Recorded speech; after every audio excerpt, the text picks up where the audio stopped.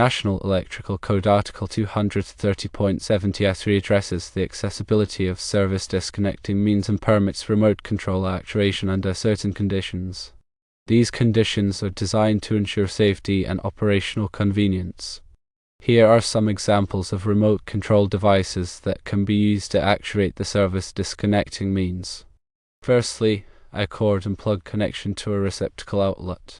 This method involves using a cord and plug to connect the service disconnecting means to a receptacle outlet. Actuation is achieved by simply plugging in or unplugging the cord. This is practical for smaller loads and temporary setups where remote control via simple disconnection is needed.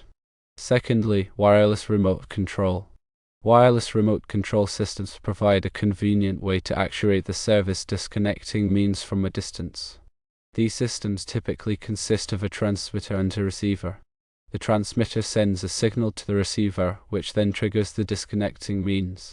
Wireless systems are often used in applications where physical access to the disconnecting means is difficult or inconvenient.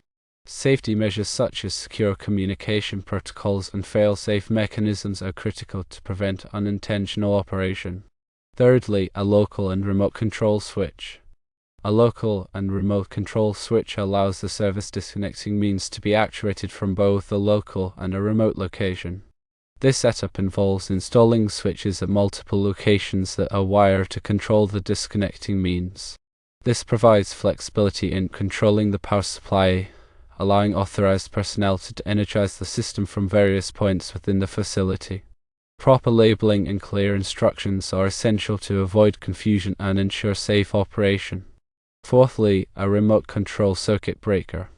A remote control circuit breaker is a specialized circuit breaker that can be tripped or reset remotely. These circuit breakers are often integrated into building automation systems or smart grids, allowing for centralized control and monitoring of electrical circuits.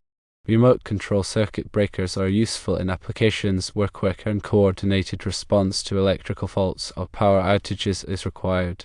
They enhance safety by enabling remote energization of circuits in hazardous situations. Considering the specific requirements, the National Electrical Code provides detailed guidance on the installation and use of remote control devices for service disconnecting means. Some key considerations include, firstly, accessibility.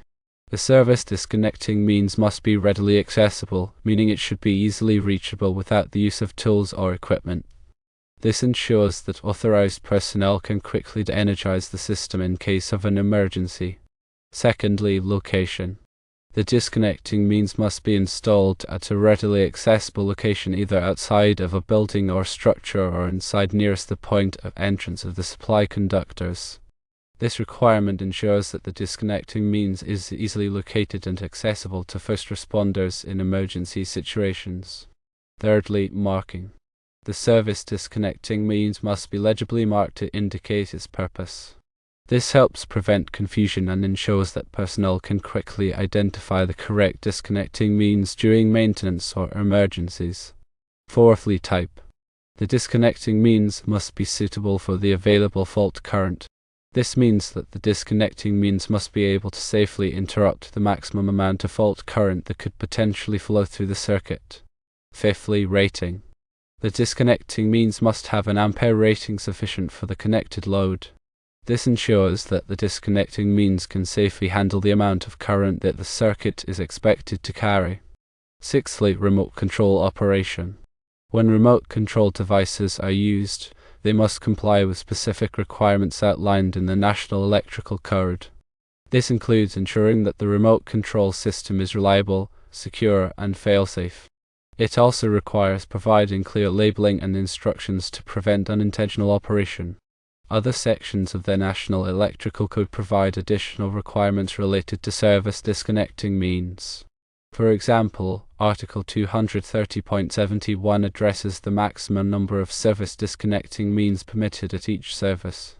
Article 230.82 outlines the equipment permitted on the supply side of the service disconnecting means. Article 230.85 addresses emergency disconnects and Article 230.95 addresses ground fault protection for services. Regarding the specific devices mentioned, it's important to elaborate on their applications and safety considerations. For cord and plug connections, these are most commonly used for smaller services such as those supplying individual appliances or equipment. The receptacle outlet must be readily accessible and located near the equipment it serves. The plug must be clearly marked to indicate its purpose, and the cord must be of sufficient size and type for the intended load. For wireless remote control systems, these are becoming increasingly popular due to their convenience and flexibility. However, it's important to choose a system that is reliable and secure. The system should use a secure communication protocol to prevent unauthorized access and control. It should also have a fail-safe mechanism that will automatically de-energize the circuit in the event of a communication failure or other malfunction. Local and remote control switches offer a versatile solution for controlling the service disconnecting means from multiple locations. The switches should be clearly labeled and installed in readily accessible locations. The wiring between the switches and the disconnecting means must be properly sized and protected. Remote control circuit breakers are typically used in more complex electrical systems, such as those found in commercial or industrial facilities. These circuit breakers can be controlled remotely via a building automation system or other control system. They offer the advantage of being able to quickly and easily de-energize circuits in response to faults or other events.